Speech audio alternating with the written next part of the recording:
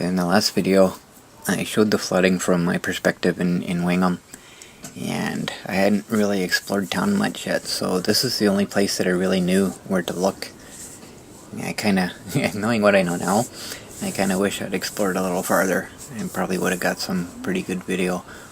So I was talking to Codey the next day, and I found out just how dramatic this storm actually was. So if you remember my coverage of our flooding from last June, that was a 100-year flood, and I showed South Saugeen River that was flooded over the streets, and then down at the Hanover Park we got the main Saugeen River. It wasn't affected quite as badly, but it was still up pretty high too. But during that coverage I showed a video from 2015, I think it was. At the highest I'd seen the Saugeen River, it was almost up to the pavilion, I guess you call it, up where the picnic tables are in there. So I was talking to Codey. Apparently it was much worse, and South Saugeen River was over the road again, but the main Saugeen River apparently was all the way up into this building. So apparently I moved 1 month too soon. I would love to have seen that. I would love to have got video of that. So I'm kind of a little bit upset that I didn't get to see that. But it got me wondering. So I got looking at the hydrometric data maps and checking out what the flows were this year compared to last year.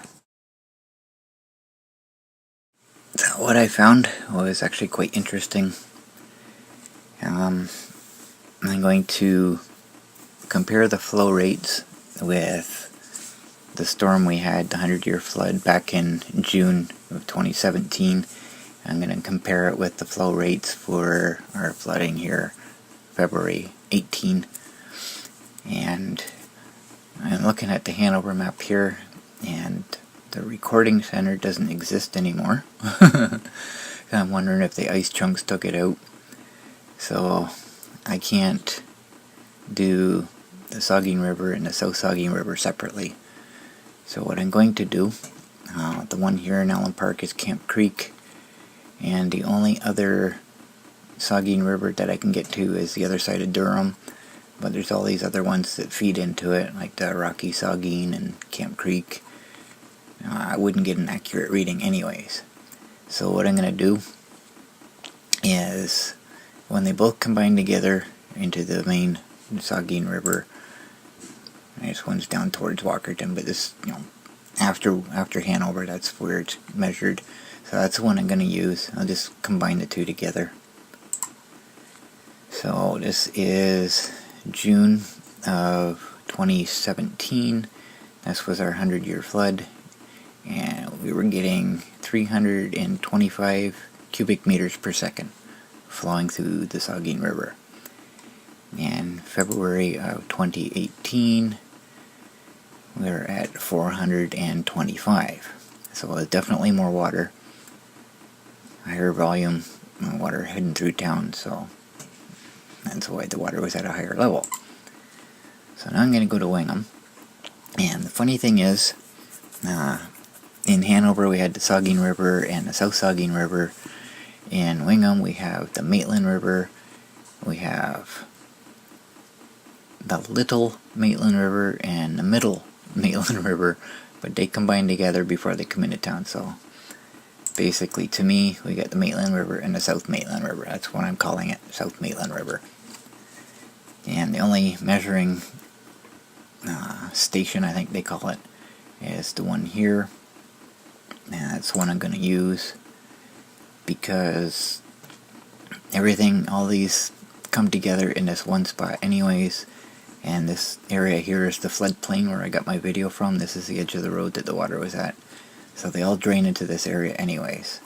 So after the water flows out of there, then that's where this level is measured. So that's the one I'm going to use. So back to our 100-year storm last June. We were at 475 cubic meters per second. And this particular storm was 525, so we definitely had more water. Because I was wondering, I had no experience with flooding here. This is my first one, so I wasn't sure whether this is a normal height for it. But obviously, according to this, it's definitely unusual. So I had heard that Wingham didn't get any flooding from our June storm, and this one we just had, whatever came up through the storm drains that were at a lower level. We had very minimal, but like I say, this one spot here is the only place that I actually saw. So I hadn't explored in town. I don't know what other areas to look at. I do now. I kind of regret not exploring before that, because there are some areas like down at the dam. It would have been nice to actually see what kind of issues they were having down that area. But I know that for the next time. But I got thinking about this. I had mentioned the water in that floodplain was about 20 feet above normal. So I got looking at the actual levels, not the flow rates, but the actual height. And this here was from summer, 2018 summer, after the flooding. This is our February flood right here. And this is the normal flow when the river is at a normal rate. We had a fairly dry summer, so that's its normal rate, and it's about 3/4 of a meter. So the actual height of the flood was 5 meters, so we're looking at just over 4 meters of flooding. And the 20 feet that I said translates to 6 meters, I believe it was. So here we're looking at just over 4 meters, which is about 13 feet. So a little bit off. But that much water in that much area, to me, 20 feet, 13 feet, that's the same thing. It's a lot of water. So that's what I learned from this. This was definitely a significant event. So now I'm going to show you some of the damage that this storm caused elsewhere. Like I say, we didn't get much here in Wingham itself, but it caused problems in other places. So I'm going to start with Codey's live Facebook stream. He's at the Maple Hill Dam, which is on the Saugeen River between Hanover and Walkerton.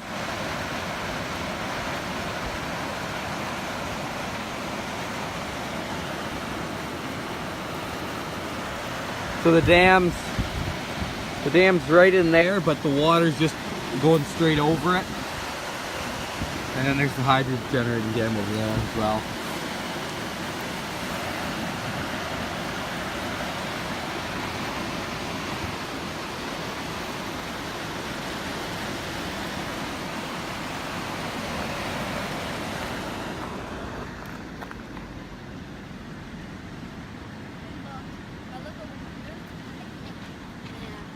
That's what I was looking at. That's up there.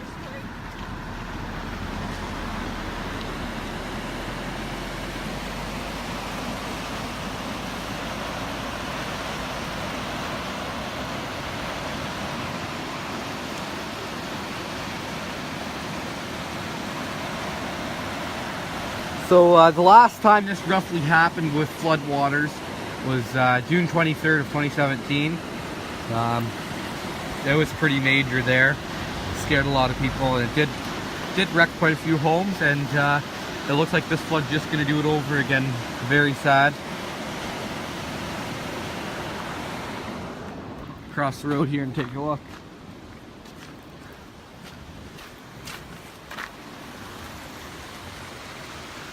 So the river is usually about to here, and it's invaded all the way up and over.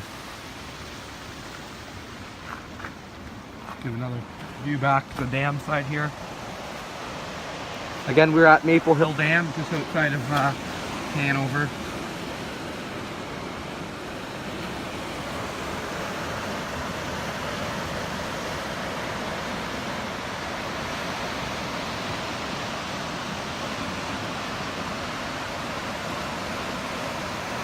Finished work at 7 o'clock this morning, and I seen on Facebook that there was a flood warning and that my grandparents' house was in the area that was at risk. So I just followed it on Facebook, and I got another update that the flood was imminent and it was time to evacuate. So I just came down here to try and get my grandparents out. My grandson just come and told us to move, to get out. We've been here over 40 years. It's never happened before. I want to make sure I get a neighbor that's, I don't think they woke him up. He sleeps pretty heavy. It's something that Brantford residents are telling me they haven't seen in 40 plus years. I'm Brandon Rowe, and the city has issued a state of emergency because of flooding. Now, I'm along Grand River Avenue, where residents tell me this street looked a lot different a couple of hours ago. It was covered in water, and that's why you're going to see these pumps here, pumps that are pumping water into the sewers, and pumps that are pumping water out of the homes. This home right here, they're telling me that the whole main floor is submerged in water, and that's why they're trying to get it out as quickly as possible. Now, the reason for this is cooler temps, which has caused an ice jam, and that has clogged the Grand River and caused it to spill over into the street. And it's a spectacular sight. That's why you see so many people here out taking pictures and taking a look at something that, again, like I said, people have said they haven't seen in 40 plus years. Now, about 2,200 homes and 4,900 people are in the evacuation zone. Police were out as early as 6:30 a.m. telling residents to leave their homes. A police drone is flying over the river so officials can assess the situation.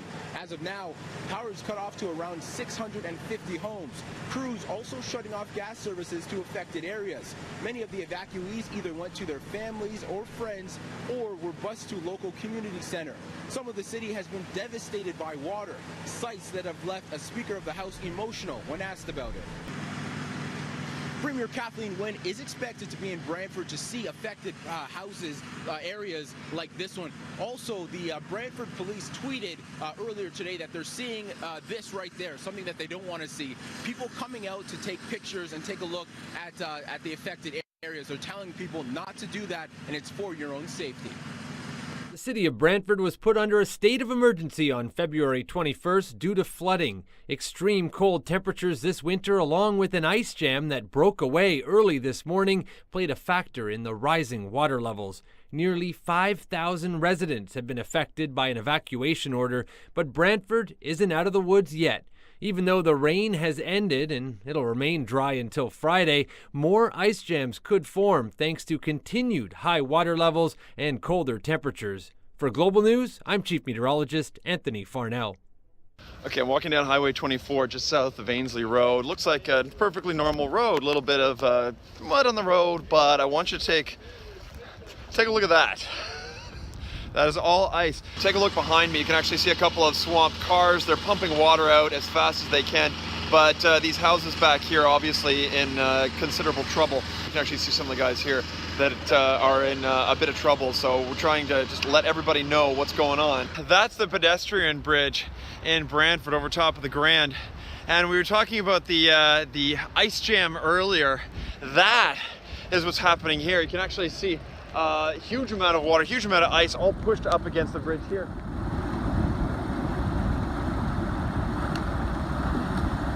Warm temperatures have caused major flooding in parts of southwestern Ontario. The city of Brantford is still under a state of emergency. Now, officials held a news conference in Brantford just moments ago. CBC's Linda Ward is there. She's keeping up on this story. Now, we just learned, Linda, the next 24 hours are critical with those flows remaining high all day. What more did officials tell you in that briefing? Well, Suhanna, officials really stressing that this is a very dynamic situation. They say they are in response mode. It's unpredictable and high risk. And they did give us a picture of just what this flooding entailed for this city. They're saying the Grand River at its highest reached 6.99 meters. This morning at 6 a.m., 6.03 meters. But it is now also climbing. Just to give you a sense of how high that is, in the summer, this river runs at about 0.2 meters. So we are looking at nearly 7 meters above normal levels on this river. The evacuation order still in effect. There had been talk that it might be lifted at around noon today, but they're saying as it is still dynamic, they're not exactly sure what's going to happen. They need to be able to assess safety in the homes, in the surrounding areas around these homes before they can lift that. So they'll be doing an assessment. Actually, right now they're going to be doing the assessment, but we won't get the results of that assessment until a little bit later. Now, Mayor Chris Friel, who was speaking during this news conference, really couldn't stress enough just how much he wants people to stay back, away from this unpredictable situation, away from open water. Take a listen to the message that he sent out today. I also want to emphasize at this point, stay away from the river. Stay away from the evacuated areas. If a road is closed, do not move the pylon to go down and take pictures. This is not a family event.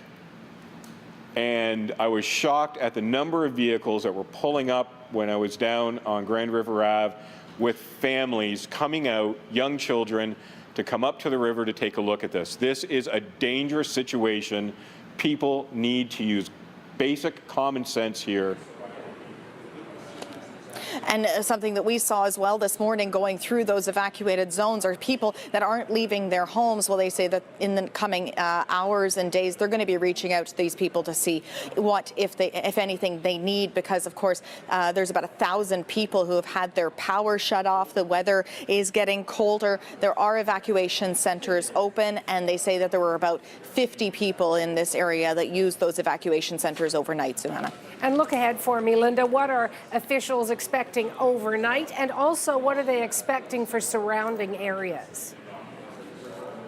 Yeah, so they said, as I mentioned, that the water level is now pretty stable. It has been going back up, but they do expect it to stay pretty stable and descend into tomorrow. But they warn these ice jams are really dynamic. The risk is that the ice jam could move and then block the passages and back up the water again. So they really don't know exactly what this ice is going to do. And we saw some of that ice this morning, just amazing. Now, there was concern that this water could go, these ice jams could move downstream into the Six Nations area, Cayuga area, but they say now that risk has diminished because the ice has broken up, so there's not as big of a risk of an ice jam happening there. So that, they say, encouraging news for residents. They are actually bringing in ice experts into the area tomorrow to figure out just how they can stop something like this from happening again, because this is something that nobody in this area has really seen to this extent really ever.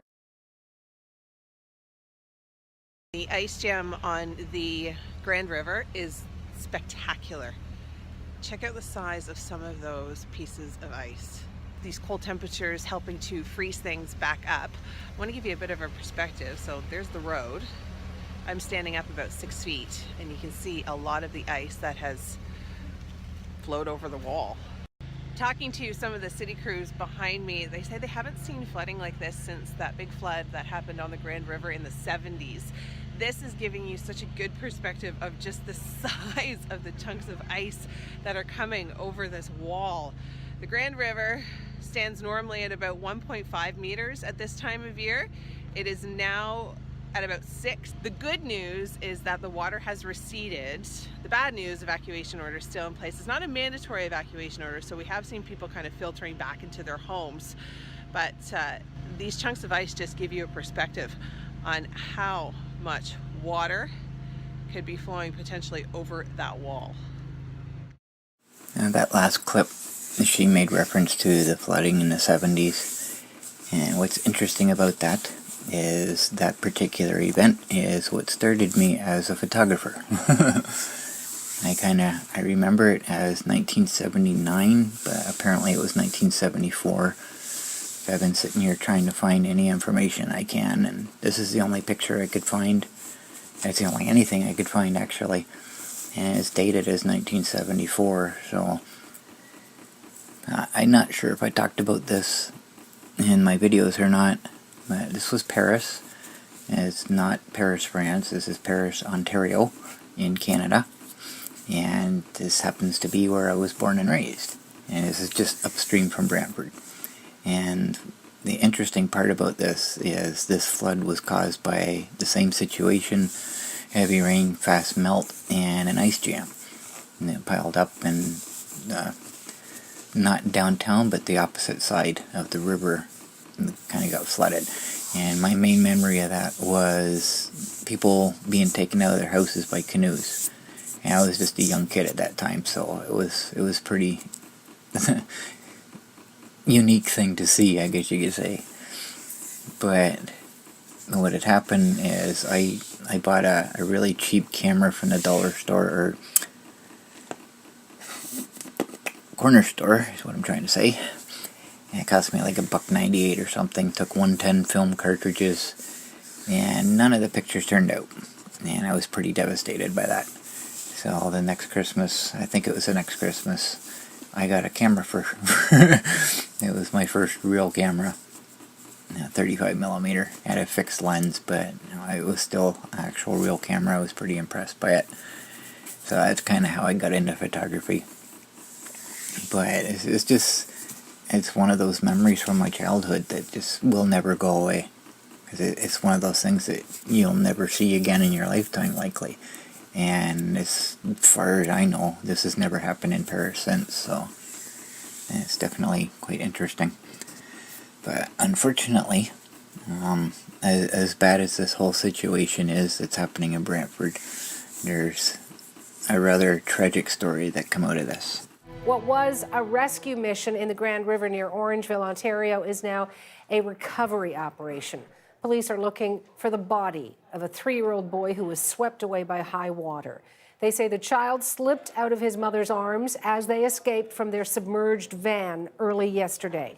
Rescuers searched throughout the day but stopped last night when it just became too dark. Today at dawn, recovery efforts began. We're confirming now we have a 3-year-old child missing in the river, slipped from the mother's grip when she got out of the car. So that's what we've got at this point. You can see behind me of the helicopter flying low. We're also got an OPP drone coming. We've got our underwater search and rescue team went into the river, went to the van farther south of the river here, didn't remove anything from the van. We didn't expect anything to be in the van. So they're going to hang around in case we need them to go in the water again. So right from the top this morning, she went in it. There's a road closure sign north of here. She drove through that, got into deep water. She tried to back up, turned her wheels. The river pulled her into the strong flowing water, pulled her into the river. She managed to get out, had her child in her hand. The child slipped from her grip and ended up in the river. And how old do you believe the child is? 3 years old. A boy or girl? Boy. Boy, and it's turned from a rescue effort to a recovery effort? We don't know that yet. I'm always keeping a good thought. You never know. We've got, the child could be caught in branches or things like that on the edge of the river, okay? You can see how high it is here normally. Normally we have like a 50-foot bank off the edge here, so it's come up considerably. We have 2 centimeters of rain over the last 24 hours, so we've had a lot of rain. Why would she be in this area at that time? I don't know that. I just know she was heading home. She lives in the area here. Sorry, you said boy or girl? Boy. Is the helicopter using anything other than just They have eyes?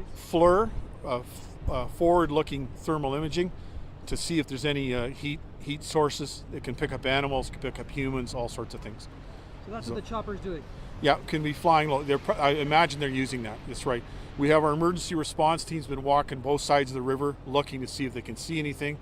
The dive team's been checking out different sites. They've been up and down this road here, checking on private property, see if they can see anything from the edge of the water to determine where they send a diver into different locations. Is a diver in the river now? No. Diver was in the river and came out of the river. They did put one into where the van was. He came back out again. Obviously located the car, but no child yet. Yeah, we've always known where the car is from this morning. It's jammed in the river, so it's traveled approximately 4 kilometers upriver. So that gives you an idea how strong that current is to propel a minivan that far up the river. There was a huge uproar over this. People on social media blasting this lady for her bad decision. I couldn't imagine how she'd feel. Couldn't imagine it at all. Just not a nice situation whatsoever. So here's my summary of what's happened. I don't want to get into a political debate about climate change and all that. Whether you believe it's real or not, whether you believe it's us causing it, or if it's a natural cycle, or whatever, I don't need that kind of influence. All I need to do is look at what's happening.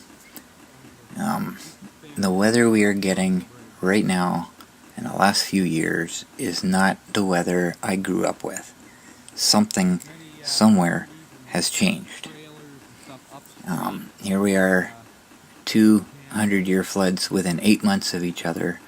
We've had 3 warmest summers on record, or warmest years. I think it's been, like, overall average temperature for the whole year, 3 in a row. We don't get normal rain anymore.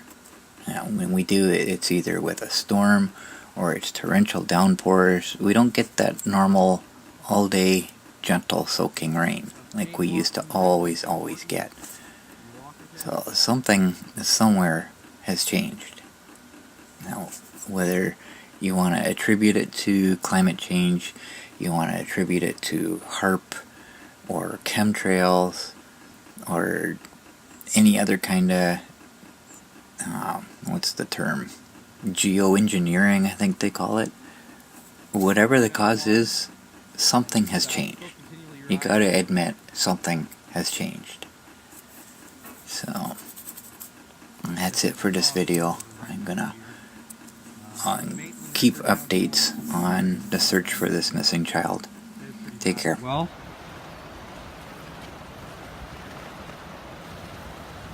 next we'll be probably heading over to Allen Park, just on the other side of Hanover. Hopefully get some shots from there.